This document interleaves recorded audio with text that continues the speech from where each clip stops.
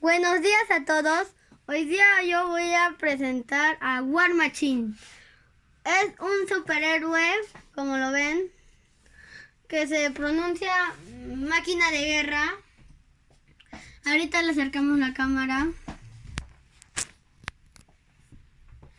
Y miren, vamos a ver sus bordes. Acá dice War Machine. Y acá dice que hay más muñecos, como Tony Stark, Capitán América, Hulk, Thor, Thanos, Black Widow, Ant-Man y Nebula. Nebula ya dije. Howl Jacket. Bueno, no lo sé pronunciar bien. Y War Machine y Capitana Marvel. Este War Machine es el número 458. Ya, y lo vamos a abrir.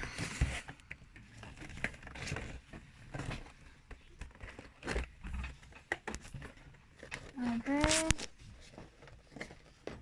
Lo vamos a abrir.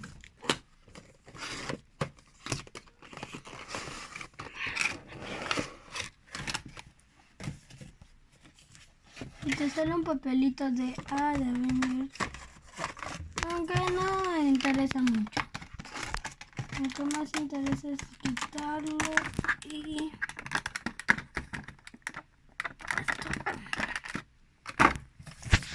Y así salió el muñeco. Mira, con su arma. Y es el 900. Está chulo este muñeco, en serio. Muy chulo, se parece a Iron Man. Y yo quiero tener a Iron Man, solo que War Machine también me gusta para mi colección. Y gracias a todos por esto. Chao.